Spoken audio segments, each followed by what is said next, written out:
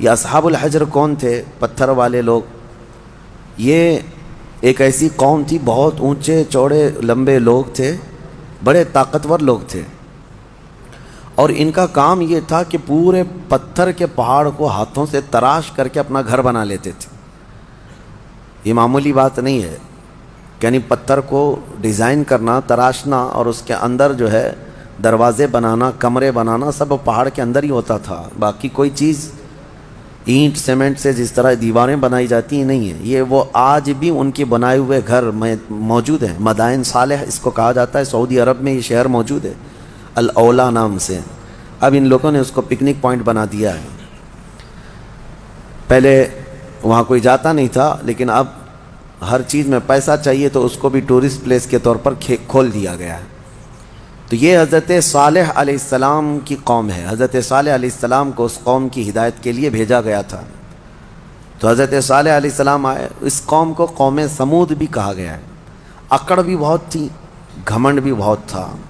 جتنے لمبے تھے اتنے گھمنڈ بھی تھے، متکبر تھے، اور وہ اپنے سامنے کسی کو بھی کچھ نہیں سمجھتے. وہ سمجھتے کہ سب سے زیادہ طاقتور ہم ہیں، اور بڑے فنکار لوگ تھے. تو جب حضرت صالح علیہ السلام ان کے پاس آئے اور ایمان کی انہیں دعوت دی، ایک تو وہ طاقتور تھے، پہاڑوں کو تراش کر گھر تو بنا لیتے، لیکن ایمان سے محروم تھے.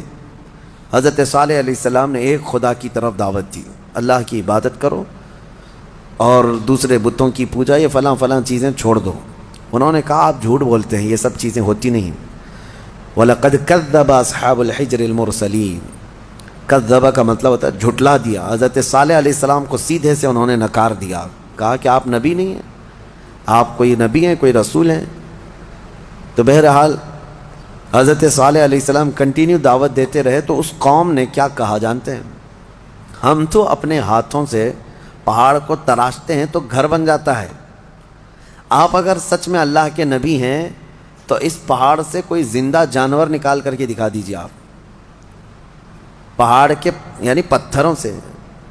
تو حضرت صالح علیہ السلام کو چیلنج کیا تھا لوگوں نے. نبی صالح علیہ السلام ایک پتھر کے پاس آئے اور اس پتھر کو آپ نے ہاتھ مارا تو اس پتھر سے ایک اونٹنی پیدا ہوئی، اور وہ بھی حاملہ اونٹنی، چلتی تھی، پھرتی تھی، ساری چیزیں.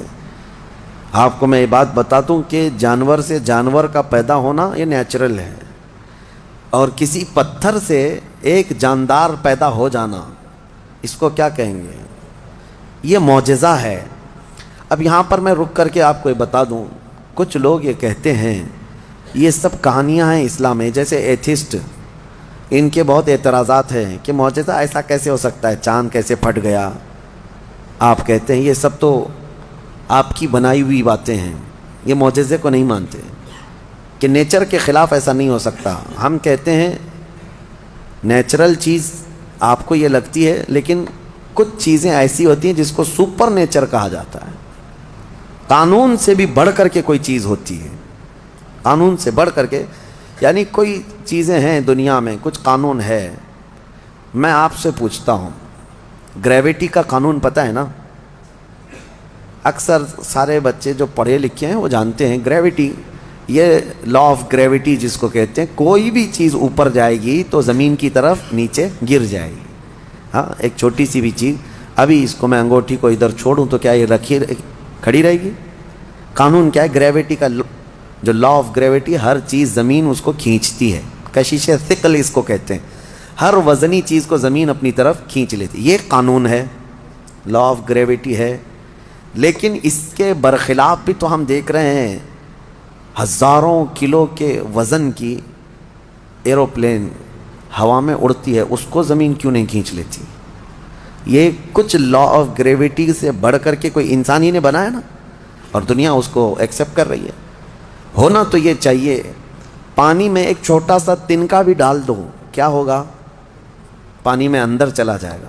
لیکن ہزاروں ٹن وزن لے کر کے کچھ شپ، کچھ جہاز پانی پر ایسے ہی تیرتے ہوئے جاتے ہیں، انسانوں کو بھی لے کے چل رہے ہیں، سامان کو بھی لے کے چل رہے ہیں. تو قانون جو ہے اس سے ہٹ کر کے بھی تو کچھ چیزیں ہوئی ہیں نا، دنیا میں ہو بھی رہی ہیں. تو معجزہ جو ہوتا ہے وہ سپر نیچر ہے، اور یہ بھی اللہ کے نبیوں سے ہے. جب لوگ ان سے مطالبہ کرتے ہیں تب اللہ تعالیٰ اپنے نبی کو یہ اختیار دیتا ہے اور وہ نبی اپنی طاقت سے ایسا معجزہ دکھاتے ہیں۔ اب پتھر سے اونٹنی کا پیدا ہونا یہ معجزہ ہے، ان کو بعض لوگوں کو یہ ہضم نہیں ہوگی بات اور سمجھ میں نہیں آئے گی۔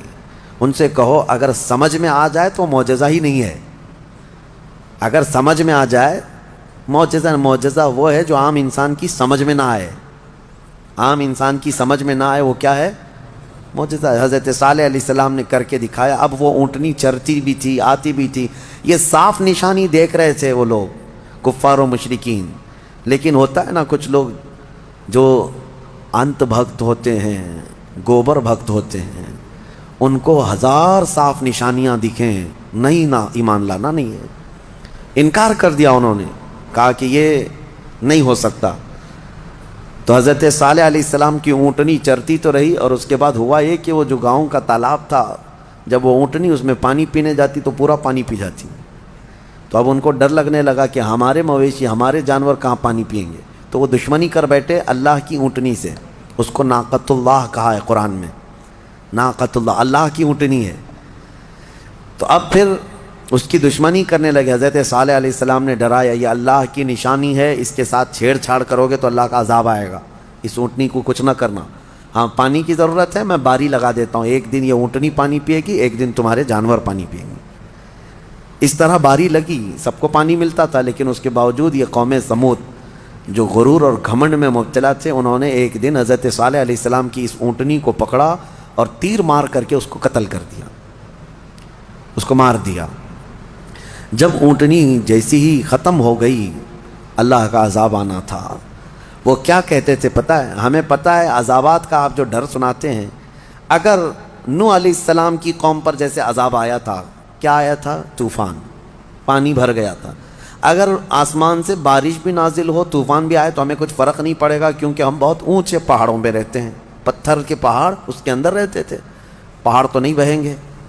دوسری چیز، اگر لوط علیہ السلام کی قوم پر جیسے عذاب آیا پتھر برسنے کا، اگر وہ بھی آ جائے تب بھی ہمارے پہاڑوں جیسے گھروں پر کچھ بھی اثر نہیں ہوگا۔ کون سا عذاب؟ اگر بہت تیز ہوائیں بھی آئیں تو پہاڑوں کو اٹھا کے تو نہیں لے جا سکتی۔ یہ پورا ایک ایک پہاڑ 2000-3000 فٹ اونچے پہاڑ ہیں، یہ آج بھی جا کے دیکھ سکتے ہیں آپ، اتنے اونچے اونچے پہاڑوں کو تراش دیتے تھے لوگ اور گھر بنا کر اس میں رہتی، کہ ہوائیں بھی اس کو نہیں اڑا سکتی۔ تو طوفان کا عذاب، پتھر کی بارش کا عذاب، یا پھر ہواؤں کا عذاب کیا آئے گا؟ وہ چیلنج کرتے تھے حضرت صالح علیہ السلام کو۔ حضرت صالح علیہ السلام نے اللہ کی بارگاہ میں عرض کی کہ مولا، میں نے جو دعوت دینی تھی ان کو دے دی اور یہ سرکشی پر اتر آئے ہیں۔ تو اللہ تعالیٰ نے عذاب جو بھیجا وہ کیسا عذاب تھا؟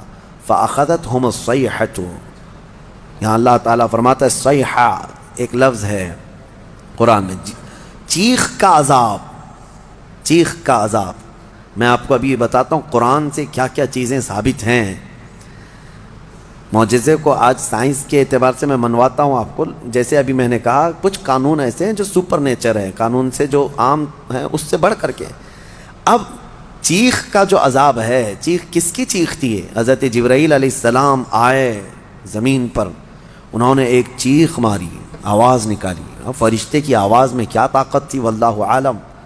وہ آواز جب پھیلتی گئی تو اتنی تیز آواز تھی کہ یہ اپنے گھروں میں، پہاڑوں جیسے پتھروں کے گھروں میں جہاں تھے، اس آواز کی وجہ سے ان کا بھیجا نکل کر کے کانوں سے باہر آ گیا، اور وہ جہاں تھے وہیں پڑے کے رہ گئے۔ آواز کو برداشت نہیں کر سکتا آدمی۔ اب میں آپ کو بتاؤں، دنیا چیخ کے عذاب کو دیکھ چکی ہے، تبھی جا کر کے یہ، کبھی آپ ڈی جے کو بجتے ہوئے دیکھتے ہوں گے، جب بہت تیز ساؤنڈ ڈی جے والے لگاتے ہیں تو ہمارے گھر کی کھڑکیاں ہلنے لگ جاتی ہیں۔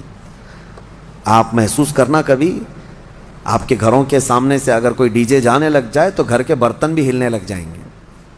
ان کو کون ہلا رہا ہے؟ برتنوں کو کون ہلا رہا ہے؟ کھڑکیوں کو کون ہلا رہا ہے؟ آواز میں اتنی طاقت ہے۔ یہ تو ڈی جے بہت شارٹ قسم کی آواز ہے جس کو آج آپ سن سکتے ہیں، لیکن جو بم کی آواز ہے اس کو آپ کے کان نہیں سن سکتے، اور یہ دنیا کی بنائی ہوئی آوازیں ہیں۔ اس سے کئی ہزار گنا زیادہ ایک فرشتے کی آواز میں طاقت ہے۔ جب وہ آواز آئی ہوگی تو پھر انسانوں کا کیا حشر ہوا ہوگا. تو صرف چیخ کی وجہ سے وہ پوری قوم ہلاک ہو گئی, سب اپنے گھروں میں پڑے رہ گئے, وہ عذاب الہی کے شکار ہو گئے. یہ ان کا ذکر اس سورے میں آیا ہے. ان کو اصحاب الحجر کہا گیا ہے. یہ پتھر والی قوم ہے. اے گھمنڈ میں مبتلا لوگو, آج تمہیں اگر ایسا لگتا ہو کہ میرے پاس بہت کچھ ہے اور میں بچ جاؤں گا, تو اصحاب الحجر نہیں بچ سکے. وہ اپنے پہاڑ جیسے گھروں کے اندر مردہ پڑے رہ گئے. صبح جا کر کے دیکھا گیا تو سب کی لاشیں بدبو میں سڑ رہی تھیں. صرف اس چیخ کے عذاب میں سب مبتلا ہو گئے, پوری قوم ہلاک ہوئی. اب آپ اندازہ کریں, قیامت بھی جو قائم ہونی ہے نا, وہ بھی آواز پہ ہی قائم ہونی ہے. آواز, یہ آج دنیا کو اچھی طرح سے پتہ ہے کہ ساؤنڈ کے اندر کتنا پاور ہے, اور آواز کے ذریعے سے ہی پوری دنیا کو ختم کیا جائے گا. کیسے؟ حضرت اسرافیل علیہ السلام سور پھونکیں گے. سور ایک باجے جیسی شکل کی ایک چیز ہے. یہ اسرافیل علیہ السلام ایک فرشتے ہیں اللہ کے, وہ ہاتھ میں لے کر کھڑے ہیں انتظار میں کہ جب مولا کا حکم ہوگا اس کو بجائیں گے. جیسے ہی اس کو پھونکنے لگیں گے دنیا میں آواز پھیلے گی. پہلے ہلکی ہلکی ہلکی ہوتے ہوئے وہ آواز اتنی بڑھ جائے گی کہ لوگ پہلے اس آواز سنتے ہوئے بے ہوش ہو جائیں گے. پھر اسی آواز پر پوری دنیا کی موت ہو جائے گی. ایک بھی باقی نہیں رہے گا. اس سور کی آواز پر سارے کے سارے پورے روئے زمین پر جتنے انسان ہیں وہ سب کے سب مر جائیں گے. یہ قیامت قائم ہونے کا منظر ہے. پھر اللہ تبارک و تعالیٰ زمین میں زلزلے پیدا فرمائے گا, اور پھر یہ پہاڑ سب پورے اڑنے لگ جائیں گے. زمین ختم کر دی جائے گی, ساری چیزیں ختم کر دی جائیں گی. پھر اللہ تبارک و تعالیٰ جو میدان قیامت قائم فرمائے گا, پھر اس میں سارے انسانوں کو جمع کرے گا. تو سور پھونکا جائے گا, اور سور کی آواز بہت تیز ہوگی. لیکن الحمدللہ آپ نہ گھبرائیں, ہمارے اوپر نہیں آنی ہے قیامت, کیونکہ فرمایا گیا قیامت جو ہے کسی بھی مومن پر نہیں آئے گی. اس وقت کوئی مومن باقی نہیں رہے گا, مسلمان نہیں رہے گا. قیامت جو سور پھونکی جائے گی اور اس وقت جو سارے لوگ ہلاک ہوں گے, اس میں ایمان والے لوگ نہیں رہیں گے. ایمان والے بہت پہلے ہی دنیا سے جا چکے ہوں گے. اب آپ اندازہ کرو, جب سارے ایمان والے ختم ہو جائیں تبھی قیامت کو آنا ہے, اور جب تک مومنین زندہ ہیں قیامت نہیں آئے گی. یہ روایات سے ثابت ہے. تو بہرحال سور کی بھی آواز ہی ہے, آواز کا پاور ہے, اور قیامت بھی اسی میں قائم ہونی ہے. اب اس کے بعد